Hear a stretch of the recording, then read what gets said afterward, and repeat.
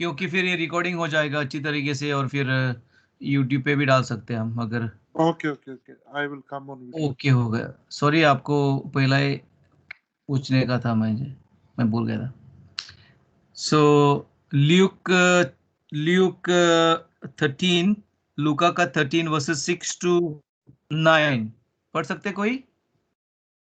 I will read pastor. Okay, thank you. ਯਸੂ ਨੇ ਉਹਨਾਂ ਨੂੰ ਇੱਕ ਰੂਪ ਕਥਾ ਸੁਣਾਈ। ਇੱਕ ਆਦਮੀ ਦੇ ਬਾਗ ਵਿੱਚ ਇੱਕ ਅੰਜੀਰ ਦਾ ਰੁੱਖ ਲੱਗਿਆ ਹੋਇਆ ਸੀ। ਉਹ ਆਪਣੀ ਰੀਤ ਅਨੁਸਾਰ ਇੱਕ ਦਿਨ ਉਸ ਰੁੱਖ ਨਾਲੋਂ ਫਲ ਤੋੜਨ ਆਇਆ, ਪਰ ਉਸ ਨੂੰ ਉਸ ਰੁੱਖ ਤੋਂ ਇੱਕ ਵੀ ਫਲ ਨਾ ਮਿਲਿਆ। ਇਸ ਤੋਂ ਆਦਮੀ ਨੇ ਬਾਗ ਦੇ ਮਾਲੀ ਨੂੰ ਕਿਹਾ, ਪਿਛਲੇ 3 ਸਾਲਾਂ ਤੋਂ ਮੈਂ ਇਸ ਅੰਜੀਰ ਦੇ ਰੁੱਖ ਤੋਂ ਫਲ ਦੀ ਭਾਲ ਕਰ ਰਿਹਾ ਹਾਂ, ਪਰ ਅੱਜ ਤੱਕ ਮੈਨੂੰ ਇੱਕ ਵੀ ਫਲ ਇਸ ਤੋਂ ਨਹੀਂ ਮਿਲਿਆ। ਇਸ ਰੁੱਖ ਨੂੰ ਵੱਢ ਸੁੱਟ, ਇਹ ਕਦ ਤੱਕ ਐਵੇਂ ਹੀ ਜ਼ਮੀਨ ਘੇਰੀ ਰੱਖੇਗਾ।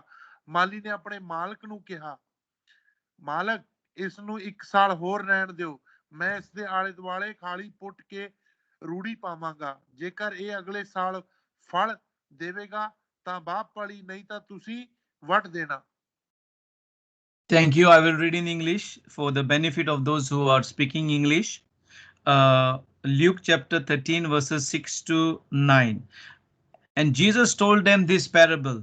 A certain man had a fig tree planted in his vineyard, and he came looking for fruit on it, but did not find any.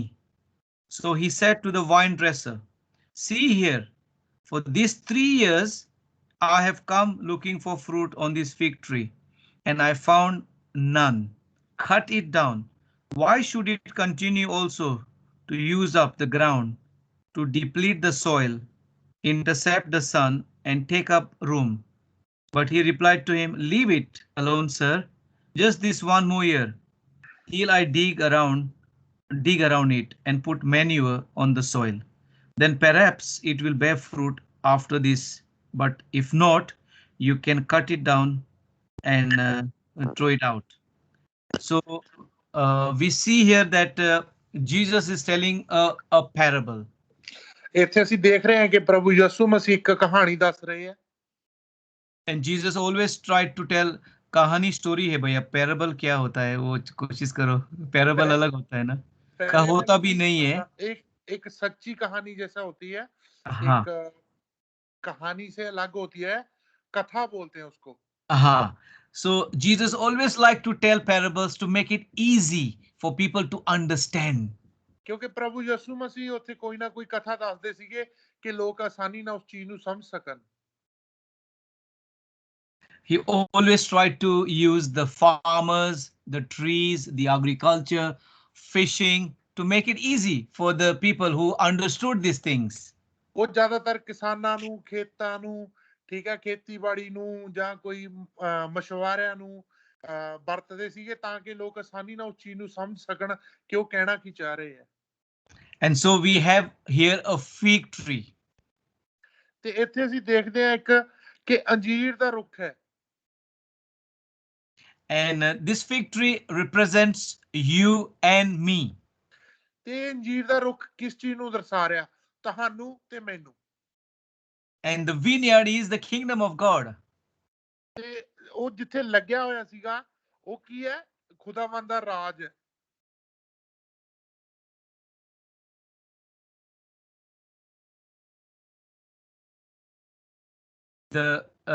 भैया आपका नेटवर्क लगता है, पता नहीं, दोबारा करो। The vineyard is the kingdom of God.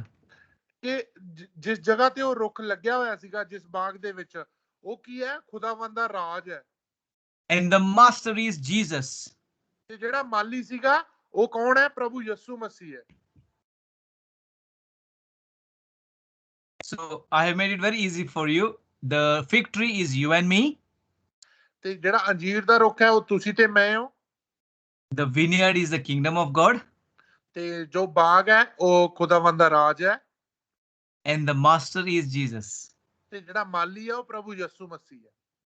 And so when we are planted in the kingdom of God, or when we come to know Jesus in our lives, ਤੇ ਜਦੋਂ ਅਸੀਂ ਕਿ ਖੁਦਾਵੰਦ ਦੇ ਰਾਜ ਦੇ ਵਿੱਚ ਲਗਾਏ ਜਾਂਦੇ ਉਸ ਰੁੱਖ ਦੀ ਤਰ੍ਹਾਂ ਜੋ ਇੱਕ ਬਾਗ ਵਿੱਚ ਲੱਗਿਆ ਹੋਇਆ ਸੀਗਾ, ਉਹਦਾ ਮਤਲਬ ਕੀ ਹੈ ਕਿ ਜਦੋਂ ਅਸੀਂ ਪ੍ਰਭੂ ਯਿਸੂ ਮਸੀਹ ਨੂੰ ਜਾਣ ਲੈਂਦੇ ਹਾਂ, the Master Jesus comes to see the fruit in our lives.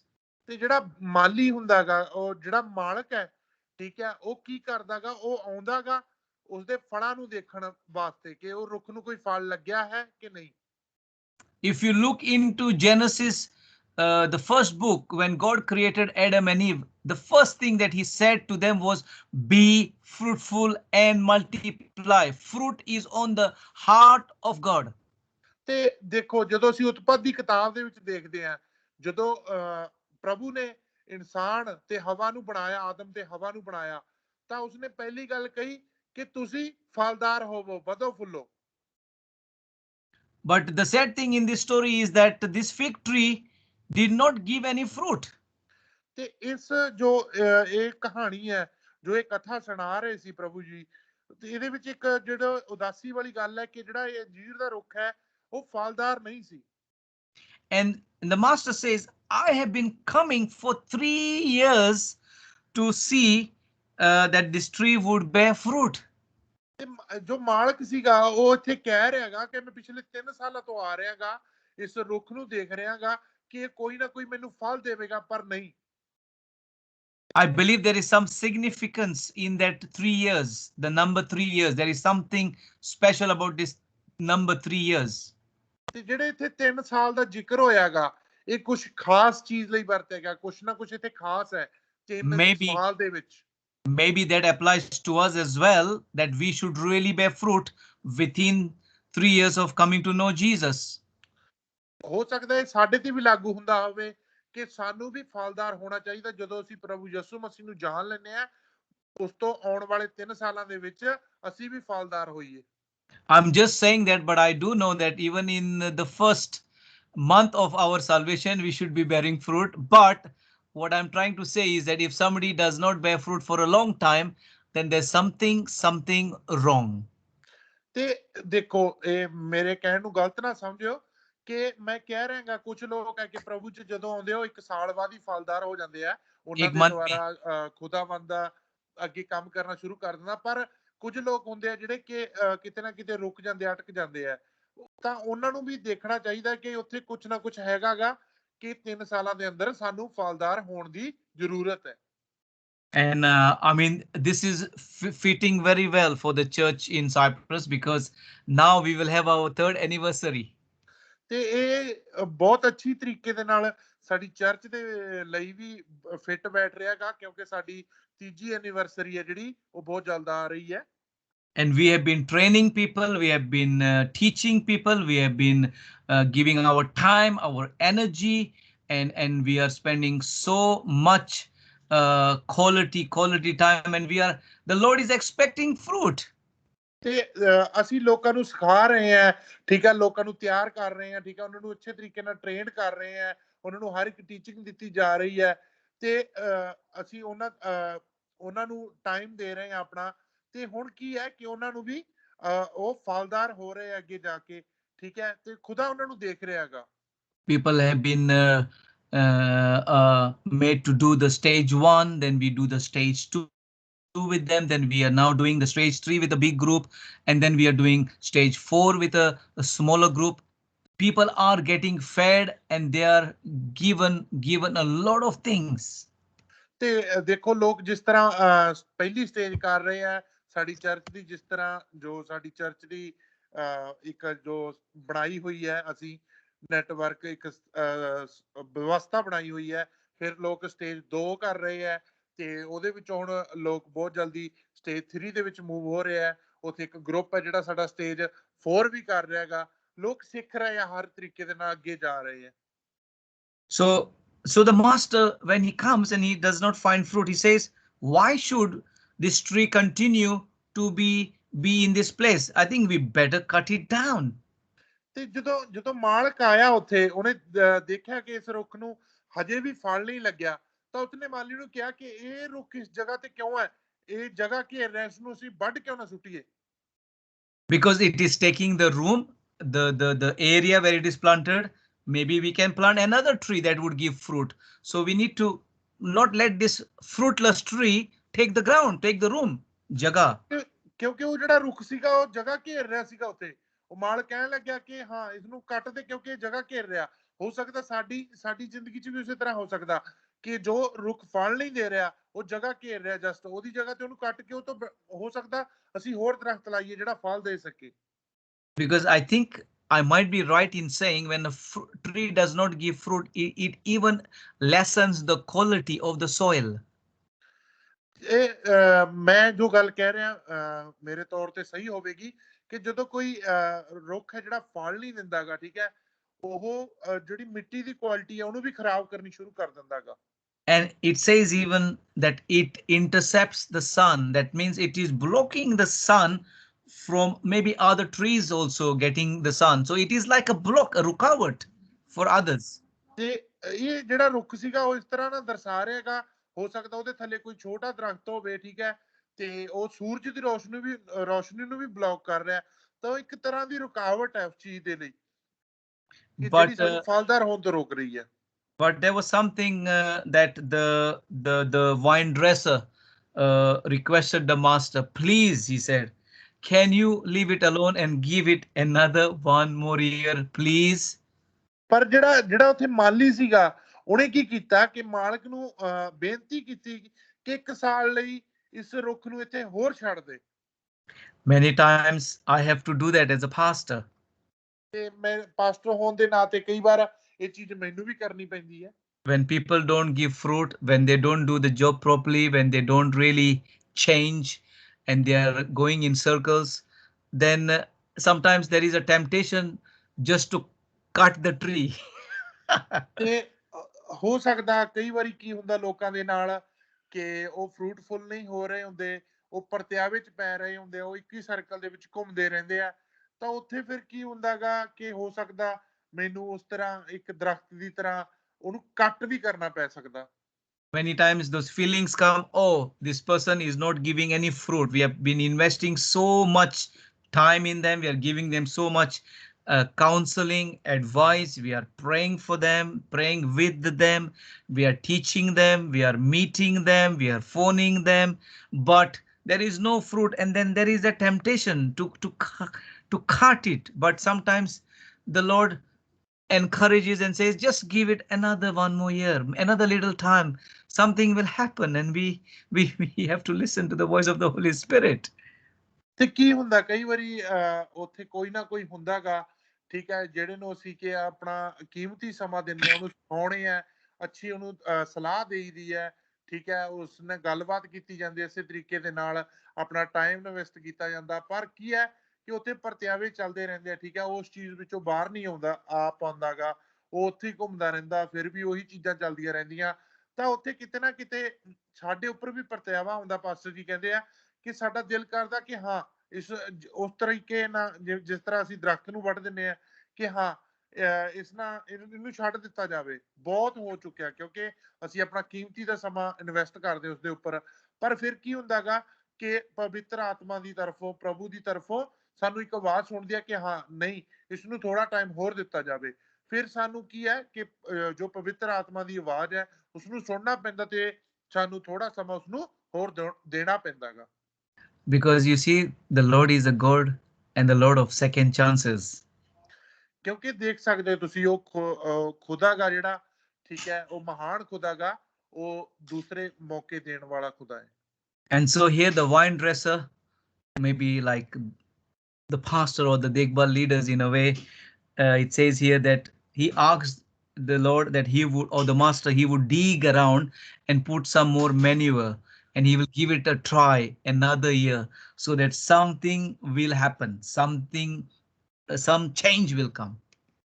ਤੇ ਇੱਥੇ ਦੇਖ ਸਕਦੇ ਹਾਂ ਜਿਹੜਾ ਮਾਲੀ ਸੀਗਾ ਉਸ ਬਾਗ ਦਾ, ਠੀਕ ਹੈ, ਜੋ ਉਸਦੀ ਦੇਖਭਾਲ ਕਰਦਾ ਸੀਗਾ, ਉਸਨੇ ਆਪਣੇ ਮਾਲਕ ਅੱਗੇ ਰਿਕੁਐਸਟ ਕੀਤੀ, ਠੀਕ ਹੈ, ਬੇਨਤੀ ਕੀਤੀ ਕਿ 1 ਸਾਲ ਹੋਰ ਦੇ ਦਿਓ ਕਿ ਮੈਂ ਕੀ ਕਰਾਂਗਾ, ਇਸ ਦਰਖਤ ਦੇ ਆਲੇ ਦੁਆਲੇ ਖੱਡਾ ਕਰਾਂਗਾ, ਠੀਕ ਹੈ, ਉਸ ਵਿੱਚ ਖਾਦ ਪਾਵਾਂਗਾ, ਰੂੜੀ ਪਾਵਾਂਗਾ, ਠੀਕ ਹੈ, ਹੋ ਸਕਦਾ ਕਿ ਇਹ ਅਗਲੇ ਸਾਲ ਤੱਕ ਫਲ ਦੇ ਦੇਵੇ, ਨਹੀਂ ਤਾਂ ਤੁਸੀਂ ਇਹਨੂੰ ਫਿਰ ਤੋਂ ਵੱਢ ਦਿਓ, ਜੋ ਤੁਹਾਡੀ ਮਰਜ਼ੀ ਹੈ। So I have 2 questions to ask all of us today. including ਮੇਰੇ ਕੋਲ ਅੱਜ ਦੋ ਪ੍ਰਸ਼ਨ ਹੈ ਸਾਰਿਆਂ ਨੂੰ ਪੁੱਛਣ ਦੇ ਲਈ। first question.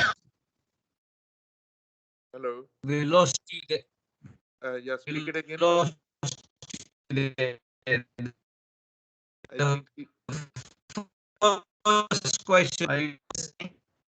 your internet, Pastor, is stopping. Really? Can you hear me now? Yeah. Okay now. Okay. The first question is, जो पहला क्वेश्चन है, are we bearing fruit? ਕੀ ਅਸੀਂ ਫਲਦਾਰ ਹਾਂ, ਕੀ ਅਸੀਂ ਫਲ ਦੇ ਰਹੇ ਹਾਂ? Many of us in this group have done our stage 1. Many of us have done our stage 2. Many of us have done our stage 3. And many of us are about to even finish our stage 4. Are we bearing fruit to the extent of what we have been fed? ਤੇ ਇਸ ਜੋ ਅੱਜ group ਦੇ ਵਿੱਚ ਲੋਕ ਹੈ, ਉਹਨਾਂ ਦੇ ਵਿੱਚੋਂ ਪਹਿਲੀ ਸਟੇਜ ਵੀ ਕੀਤੀ ਹੈ, ਕੁਝ ਨੇ ਦੂਜੀ ਵੀ ਕੀਤੀ ਹੈ, ਕੁਝ ਨੇ ਤੀਜੀ ਵੀ ਕੀਤੀ ਹੈ, ਕੁਝ ਚੌਥੀ ਨੂੰ ਵੀ ਖਤਮ ਕਰਨ ਦੇ ਮੁਕਾਮ ਤੇ ਹੈ। ਕਿ ਮੈਂ ਉਹਨਾਂ ਨੂੰ ਪੁੱਛਣਾ ਚਾਹਣਾਗਾ ਕਿ ਉਹ ਫਲਦਾਰ ਨੇ, ਠੀਕ ਹੈ, ਜਿਸ ਚੀਜ਼ ਲਈ ਉਹਨਾਂ ਨੂੰ ਚੁਣਿਆ ਗਿਆ ਉਹ ਫਲ ਦੇਣ ਦੇ ਲਈ, ਕੀ ਉਹ ਦੇ ਰਹੇ ਆ? When we talk about fruit, we can look at different areas of our life. ਤੇ ਜਦੋਂ ਅਸੀਂ ਫਲ ਦੀ ਗੱਲ ਕਰਦੇ ਹਾਂ, ਇੱਕ ਫਲਦਾਰ ਹੋਣ ਦੀ ਗੱਲ ਕਰਦੇ ਹਾਂ, ਤਾਂ ਅਸੀਂ ਆਪਣੀ ਜ਼ਿੰਦਗੀ ਦੇ ਵੱਖਰੋ ਵੱਖਰੇ ਹਿੱਸਿਆਂ ਵੱਲ ਦੇਖ ਸਕਦੇ ਹਾਂ। I would start with the time that we spend with God. Is it a quality time that we spend with God, reading our Bible, praying together, or praying to the Lord and having a time of worship? Is there fruit in that area in our life? Are we growing? ਜਦੋਂ ਮੈਂ ਵੱਖਰੇ ਵੱਖਰੇ ਜ਼ਿੰਦਗੀ ਦੇ ਹਿੱਸਿਆਂ ਦੀ ਗੱਲ ਕਰਦਾਗਾ, ਉੱਥੇ ਅਸੀਂ ਲੈ ਸਕਦੇ ਹਾਂ ਕਿ ਜੋ ਸਾਡਾ ਖੁਦਾ ਦੇ ਨਾਲ ਸਮਾਂ ਗਾ ਕਿਸ ਤਰ੍ਹਾਂ ਚੱਲ ਰਿਹਾ ਗਾ, ਸਾਡਾ ਜਿਹੜਾ ਕੀਮਤੀ ਦਾ ਸਮਾਂ ਗਾ, ਠੀਕ ਹੈ, ਕਿ ਅਸੀਂ ਬਚਨ ਪੜ੍ਹ ਰਹੇ ਹਾਂ, ਖੁਦਾ ਦੇ ਨਾਲ ਪ੍ਰਾਰਥਨਾ ਦੇ ਵਿੱਚ ਹੈ, ਵਰਸ਼ਿਪ ਦੇ ਵਿੱਚ ਹੈ, ਕਿ ਇਹਨਾਂ ਹਿੱਸਿਆਂ ਦੇ ਵਿੱਚ, ਠੀਕ ਹੈ, ਅਸੀਂ ਫਲਦਾਰ ਹੋ ਰਹੇ ਹਾਂ ਖੁਦਾ ਦੇ ਲਈ? Are we growing in our relationships, in our friendships with our brothers and sisters in a healthy way? ਤੇ ਕੀ ਅਸੀਂ ਜੋ ਸਾਡੇ ਭੈਣ ਭਰਾਵਾਂ ਦੇ ਨਾਲ ਰਿਸ਼ਤੇ ਆ, ਠੀਕ ਹੈ, ਇੱਕ ਅੱਛੇ ਰਿਸ਼ਤੇ ਆ ਜੋ, ਕੀ ਅਸੀਂ ਉਹਦੇ ਵਿੱਚ ਅੱਗੇ ਵਧ ਰਹੇ ਹਾਂ? Are we growing in our attitude to the leadership of the church by being more and more submissive to them? ਤੇ ਕੀ ਅਸੀਂ ਜੋ ਸਾਡੀ ਚਰਚ ਦੀ ਜੋ ਲੀਡਰਸ਼ਿਪ ਹੈ, ਜੋ ਚਰਚ ਦੀ ਦੇਖਭਾਲ ਕਰਦੀ ਆ, ਲੀਡਰਸ਼ਿਪ ਮੇਨ ਬੰਦੇ ਆ, ਕੀ ਅਸੀਂ ਉਹਨਾਂ ਦੇ ਅਧੀਨਗੀ ਦੇ ਵਿੱਚ ਵਧ ਰਹੇ ਹਾਂ? Are we growing in our emotions, or are we lacking something in our emotions? ਕੀ ਅਸੀਂ ਜੋ ਸਾਡੇ ਹਾਵ ਭਾਵ ਹੈ, ਸਾਡੇ ਇਮੋਸ਼ਨਸ ਹੈ, ਠੀਕ ਹੈ, ਕੀ ਅਸੀਂ ਉਹਨਾਂ ਦੇ ਵਿੱਚ ਵਧ ਰਹੇ ਹਾਂ, ਜਾਂ ਕਿਤੇ ਨਾ ਕਿਤੇ ਅਸੀਂ ਉਹਨਾਂ ਦੇ ਵਿੱਚ ਪਿਛੜ ਰਹੇ ਹਾਂ, ਲੈਕ ਹੈ ਸਾਡੇ ਅੰਦਰ, ਹਜੇ ਵੀ ਕੋਈ ਨਾ ਕੋਈ ਝਿਜਕ ਹੈ? How is our attitude? When we were unbelievers, we were getting angry, we were using bad language, we used to get aggressive. Has that changed? Are we bearing fruit in that area? ਕਿ ਸਾਡਾ ਸੁਭਾਅ ਕਿਸ ਤਰ੍ਹਾਂ ਦਾ ਗਾ, ਠੀਕ ਹੈ, ਕਿ ਜਦੋਂ ਅਸੀਂ ਪਰਮੇਸ਼ਵਰ ਦੇ ਵਿੱਚ ਨਹੀਂ ਸੀਗੇ, ਅਸੀਂ ਗੁੱਸੇਖੋਰ ਸੀਗੇ, ਬੁਰੀਆਂ ਭਲੀਆਂ ਗੱਲਾਂ ਬੋਲਦੇ ਸੀਗੇ, ਠੀਕ ਹੈ, ਕੀ ਉਹਦੇ ਵਿੱਚ ਬਦਲਾਅ ਆ ਰਿਹਾ ਗਾ? How are our relationships with our parents? Is it growing? Is it good? Or are we having problems in that area with our parents? ਕਿ ਸਾਡੇ ਜੋ ਮਾਤਾ ਪਿਤਾ ਦੇ ਨਾਲ ਸਾਡੇ ਰਿਸ਼ਤੇ ਕਿਸ ਤਰ੍ਹਾਂ ਦੇ ਹੈ, ਠੀਕ ਹੈ, ਕਿ ਉਹ ਅੱਛੇ ਹੋ ਰਹੇ, ਗੂੜੇ ਹੋ ਰਹੇ, ਜਾਂ ਉਹਨਾਂ ਦੇ ਨਾਲ ਕੋਈ ਝਗੜਾ ਚੱਲ ਰਿਹਾ, ਸਾਡਾ ਕੀ ਹੋ ਰਿਹਾ ਗਾ? Because I believe there are some people here tonight who need to do something regarding your relationship with your parents. I believe there are 1 or 2 people here today. ਤੇ ਮੈਂ ਵਿਸ਼ਵਾਸ ਕਰਦਾ ਕਿ ਅੱਜ ਦੀ ਰਾਤ ਇਸ ਮੀਟਿੰਗ ਦੇ ਵਿੱਚ ਇੱਕ ਜਾਂ 2 ਭੈਣ ਭਰਾ ਗਏ ਜਿਨ੍ਹਾਂ ਨੂੰ ਇਸ ਚੀਜ਼ ਉੱਤੇ ਬਹੁਤ ਗੌਰ ਕਰਨ ਦੀ ਲੋੜ ਹੈ, ਠੀਕ ਹੈ, ਇਸ ਚੀਜ਼ ਉੱਤੇ ਕੰਮ ਕਰਨ ਦੀ ਲੋੜ ਹੈ ਕਿ ਉਹਨਾਂ ਦੇ ਆਪਣੇ ਮਾਤਾ ਪਿਤਾ ਦੇ ਨਾਲ ਜੋ ਰਿਸ਼ਤੇ ਹੈ, ਜੋ ਸੰਬੰਧ ਹੈ, ਉਹ ਸਹੀ ਨਹੀਂ ਹੈਗੇ, ਕੰਮ ਕਰਨ ਦੀ ਲੋੜ ਹੈ। Are you or are we bearing fruit in the area that God has called us to faithfully do whatever he has given us as tasks, or maybe as a ministry? Are we fulfilling that? ਕਿ ਜੋ ਖੁਦਾ ਦੀ ਬੁਲਾਹਟ ਹੈ ਸਾਡੀ ਜ਼ਿੰਦਗੀ 'ਚ, ਜਾਂ ਖੁਦਾ ਨੇ ਜੋ ਸਾਨੂੰ ਕੰਮ ਸੌਂਪ ਰਿਹਾ ਗਾ, ਠੀਕ ਹੈ, ਹੋ ਸਕਦਾ ਉਹ ਸੇਵਕਾਈ ਦਾ ਕੰਮ ਹੋਵੇ, ਹੋ ਸਕਦਾ ਚਰਚ ਦੇ ਵਿੱਚ ਕੋਈ ਛੋਟਾ ਮੋਟਾ ਕੰਮ ਹੋਵੇ, ਠੀਕ ਹੈ, ਜਾਂ ਕੋਈ ਖੁਦਾ ਦੀ ਖਾਸ ਬੁਲਾਹਟ ਹੈ ਸਾਡੀ ਜ਼ਿੰਦਗੀ ਦੇ ਵਿੱਚ, ਕੀ ਅਸੀਂ ਉਹਦੇ ਵਿੱਚ ਫਲਦਾਰ ਹੋ ਰਹੇ ਹਾਂ ਖੁਦਾ ਦੇ ਲਈ? Even at our workplaces, are we being fruitful with our employer? Because that is also a place God has planted us or planted you. That is also a place you need to be bearing fruit in different areas with your attitude, with your service, with how you're presenting yourself to your employer. ਤੇ ਹੋ ਸਕਦਾ ਕਿ ਜਿੱਥੇ ਤੁਸੀਂ ਕੰਮ ਕਰ ਰਹੇ ਹੋ, ਠੀਕ ਹੈ, ਉੱਥੇ ਤੁਸੀਂ ਗਰੋ ਕਰ ਰਹੇ ਹੋ, ਉੱਥੇ ਤੁਸੀਂ ਫਰੂਟਫੁਲ ਹੋ ਰਹੇ ਹੋ, ਕਿਉਂਕਿ ਜੋ ਤੁਹਾਡਾ EMPLOYER ਹੈ, ਜੋ ਤੁਹਾਡਾ ਮਾਲਕ ਹੈ, ਠੀਕ ਹੈ, ਉਸਨੇ ਇੱਕ ਪ੍ਰਕਾਰ ਨਾਲ ਤੁਹਾਨੂੰ ਪਲਾਂਟ ਕੀਤਾ ਹੋਇਆ, ਤੁਹਾਨੂੰ ਕੰਮ ਦਿੱਤਾ ਹੋਇਆਗਾ। ਉੱਥੇ ਤੁਹਾਡਾ ਸੁਭਾਅ ਕਿਸ ਤਰ੍ਹਾਂ ਦਾ ਗਾ, ਤੁਹਾਡਾ ਐਟੀਟਿਊਡ ਕਿਸ ਤਰ੍ਹਾਂ ਦਾ, ਕਿ ਤੁਸੀਂ ਗੁੱਸੇਖੋਰ ਹੋ, ਜਾਂ ਤੁਹਾਡੀ ਸਰਵਿਸ ਕਿਸ ਤਰ੍ਹਾਂ ਦੀ ਹੈ, ਤੁਸੀਂ ਕਿਸ ਤਰ੍ਹਾਂ ਦਾ ਕੰਮ ਕਰਕੇ ਉਹਨੂੰ ਦੇ ਰਹੇ ਹੋ, ਜਾਂ ਤੁਹਾਡਾ ਰਵੱਈਆ ਉਹਨਾਂ ਦੇ ਨਾਲ ਕਿਸ ਤਰ੍ਹਾਂ ਦਾ ਹੈ, ਕਿ ਉਸ ਵਿੱਚ ਤੁਸੀਂ ਵੱਧ ਰਹੇ ਹੋ? Are we living a good testimony at our workplaces? ਕੀ ਅਸੀਂ ਆਪਣੇ ਜੋ ਕੰਮਾਂ ਦੇ ਉੱਤੇ ਇੱਕ ਅੱਛੀ ਗਵਾਹੀ ਛੱਡ ਰਹੇ ਹਾਂ? So the fruit can be very extensive. It's a big area of our life. ਤੇ ਜੋ ਇੱਕ ਫਲ ਦੀ ਗੱਲ ਕਰੀਏ ਸਾਡੀ ਜ਼ਿੰਦਗੀ ਦੇ ਹਿੱਸੇ ਦੇ ਵਿੱਚ, ਵੱਖੋ ਵੱਖਰੇ ਹਿੱਸਿਆਂ ਦੇ ਵਿੱਚ, ਉਹ ਇੱਕ ਬਹੁਤ ਵੱਡੀ ਜਗ੍ਹਾ ਲੈ ਲੈਂਦਾ ਸਾਡੀ ਜ਼ਿੰਦਗੀ ਦੇ ਵਿੱਚ। So that was my first question about, are you being fruitful? ਇਹ ਮੇਰਾ ਪਹਿਲਾ ਕੁਐਸਚਨ ਹੈ ਕਿ ਕੀ ਤੁਸੀਂ ਫਲਦਾਰ ਹੋ ਰਹੇ ਹੋ? The second question is, ਜੋ ਦੂਜਾ ਕੁਐਸਚਨ ਹੈ, do you need some digging around and some manure, or do we need? Let me include myself as well. ਤੇ ਕੀ ਸਾਨੂੰ ਸਭ ਨੂੰ, ਠੀਕ ਹੈ, ਮੈਂ ਆਪਣੇ ਆਪ ਨੂੰ ਵੀ ਉਸ ਵਿੱਚ ਲੈਣਾ, ਕਿ ਸਾਨੂੰ ਕਿ ਇੱਕ ਖੱਡੇ ਦੀ ਜ਼ਰੂਰਤ ਹੈ, ਜਿਸ ਤਰ੍ਹਾਂ ਦਰਖਤ ਦੇ ਦੁਆਲੇ ਪੁੱਟਿਆ ਜਾਂਦਾ ਤੇ ਉਸ ਵਿੱਚ ਜੋ ਖਾਦ ਪਾਈ ਜਾਂਦੀ ਹੈ, ਕੀ ਤੁਹਾਨੂੰ ਉਹ ਖੱਡੇ ਦੀ ਤੇ ਖਾਦ ਦੀ ਜ਼ਰੂਰਤ ਹੈ ਤੁਹਾਡੀ ਜ਼ਿੰਦਗੀ ਦੇ ਵਿੱਚ ਕਿਤੇ ਨਾ ਕਿਤੇ? And we must be honest to ourselves and ask for help, because the Lord is willing to help us. ਤੇ ਸਾਨੂੰ ਆਪਣੇ ਆਪ ਨਾਲ ਸੱਚੇ ਹੋਣ ਦੀ ਜ਼ਰੂਰਤ ਹੈ, ਤੇ ਸਾਨੂੰ ਕੀ ਹੈ ਕਿ ਖੁਦਾ ਤੋਂ ਮਦਦ ਮੰਗਣ ਦੀ ਜ਼ਰੂਰਤ ਹੈ, ਕਿਉਂਕਿ ਖੁਦਾ ਇੱਛਾ ਜ਼ਾਹਰ ਕਰ ਰਿਹਾ ਸਾਡੀ ਮਦਦ ਕਰਨ ਦੇ ਲਈ। Because if there is a need of manure, the Holy Spirit will help us to put manure so that we will be given another chance to grow, to mature and to be fruitful. ਤੇ ਕੀ ਹੈ, ਜੇ ਸਾਨੂੰ ਖਾਦ ਦੀ ਜ਼ਰੂਰਤ ਹੈ ਤਾਂ ਉੱਥੇ ਕੀ ਹੈ, ਪਵਿੱਤਰ ਆਤਮਾ ਸਾਡੇ ਲਈ ਖਾਦ ਦਾ ਕੰਮ ਕਰੇਗੀ, ਠੀਕ ਹੈ, ਪਵਿੱਤਰ ਆਤਮਾ ਸਾਡੀ ਮਦਦ ਸਹਾਇਤਾ ਕਰੇਗੀ, ਸਾਨੂੰ ਟਾਈਮ ਦੇਵੇਗੀ, ਤਾਂ ਜੋ ਅਸੀਂ ਕੀ ਹੈ, ਜੋ ਸਾਡੀ ਬੁਲਾਹਟ ਹੈ, ਜੋ ਸਾਡੀ ਕਾਲਿੰਗ ਹੈ, ਠੀਕ ਹੈ, ਉਹਦੇ ਵਿੱਚ ਵੱਧ ਕੇ, ਜਾਂ ਜੋ ਵੀ ਸਾਨੂੰ ਖੁਦਾ ਨੇ ਦਿੱਤਾ ਹੈਗਾ ਉਸ ਵਿੱਚ ਵੱਧ ਕੇ ਅਸੀਂ ਫਰੂਟਫੁਲ ਹੋ ਸਕੀਏ। I believe there are some people in this group who need that manure. Hallelujah. ਤੇ ਮੈਂ ਵਿਸ਼ਵਾਸ ਕਰਦਾਗਾ ਕਿ ਇਸ ਗਰੁੱਪ ਦੇ ਵਿੱਚ ਕੁਝ ਲੋਕ ਹੈਗੇ ਆ ਕਿ ਜਿਨ੍ਹਾਂ ਨੂੰ ਇਸ ਖਾਦ ਦੀ ਜ਼ਰੂਰਤ ਹੈ। There are some areas of your life that you are not bearing fruit, and you could be easily helped by asking the Lord to give you that manure. ਤੇ ਕੀ ਹੈ, ਮੈਂ ਵਿਸ਼ਵਾਸ ਕਰਦਾਗਾ ਕਿ ਤੁਹਾਡੀ ਜ਼ਿੰਦਗੀ ਦੇ ਕੁਝ ਹਿੱਸੇ ਹੈਗੇ ਆ ਜਿੱਥੇ ਤੁਹਾਨੂੰ ਉਸ ਖਾਦ ਦੀ ਜ਼ਰੂਰਤ ਹੈ, ਪਰ ਜੇ ਤੁਸੀਂ ਮਦਦ ਮੰਗੋਗੇ ਤਾਂ ਖੁਦਾ ਦੁਆਰਾ ਤੁਹਾਨੂੰ ਉਹ ਮਦਦ ਦਿੱਤੀ ਜਾਵੇਗੀ, ਉਹ ਖਾਦ ਦਿੱਤੀ ਜਾਵੇਗੀ। Because the Lord is good, He is dayawala, He is compassionate, and He wants to help us. Hallelujah. ਤੇ ਖੁਦਾਵੰਦ ਦਇਆਵਾਨ ਹੈ, ਠੀਕ ਹੈ, ਉਹ ਸਾਡੀ ਹਮੇਸ਼ਾ ਮਦਦ ਕਰਨਾ ਚਾਹੁੰਦਾ ਹੈਗਾ।